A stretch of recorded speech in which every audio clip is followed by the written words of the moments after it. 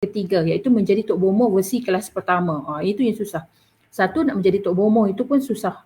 Okey, yang kelas pertama itu pun lagi susah. Sebab kelas pertama ni pun bukan semua orang mampu. Saya sendiri, saya tak rasa saya masuk kelas pertama. Sebab kelas pertama ini dia macam profesor serba tahu.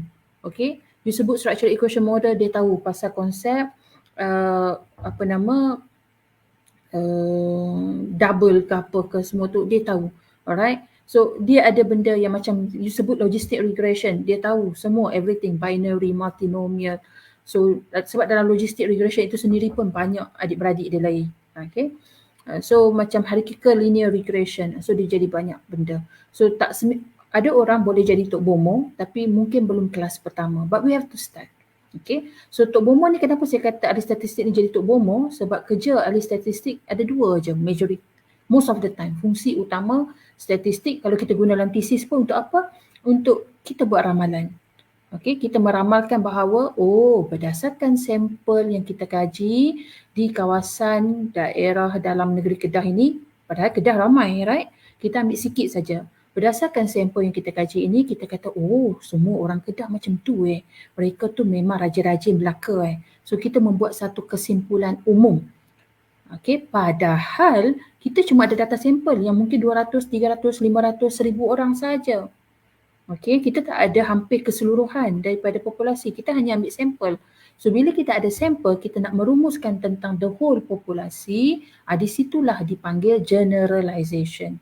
Di situlah fungsi Tok Bomo. Macam Tok Bomo lah, dia datang tengok simptom, okay, you gini-gini, ni kena buatan orang. Ni gini-gini, ini you gini-gini angin pasang.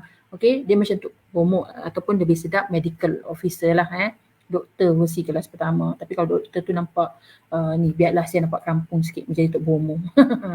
Alright, so kita meramal sesuatu berdasarkan apa yang ada depan mata kita, berdasarkan apa fakta yang diberikan. Right, itu Tok Bomo. Tetapi kalau statistician, dia berdasarkan nombor-nombor yang dia ada dalam laporan yang dia dapat.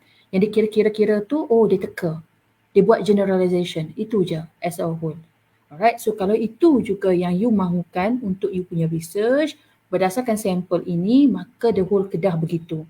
Berdasarkan sampel pelajar UUM, maka the whole UUM pun begitu. Berdasarkan sampel kanak-kanak, the whole kanak-kanak pun begitu. Berdasarkan sampel guru, the whole guru pun begitu. Maka kalau ada tujuannya sebegitu, di situlah keperluannya statistik. Okay, dipanggil generalization. Okay, yang kedua, fungsi yang kedua biasanya, tapi kalau dalam research thesis jarang saya jumpa, tapi ada orang ekonomi banyak pakai, iaitu buat prediction. Prediction ni maksudnya kita buat forecasting. Okay, forecasting.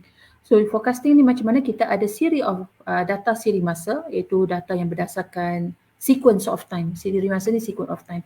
Mungkin data harian, okay, contoh bilangan COVID setiap hari daripada March tahun 2020 until now. So kita ada every day dia punya tu. And then kita nak forecast another 2 weeks what happened, another 1 week what happened, okay, another 1 month what happened. So that is prediction based on historical data yang kita ada, di mana historical data itu adalah data yang bersifat siri masa, mungkin daily, weekly, monthly, annually, quarterly, tak kisahlah, okay, hourly, secondly, minutely ke apa ke, tak kisah, as long as dia ada sequence masa, okay, sequence of time.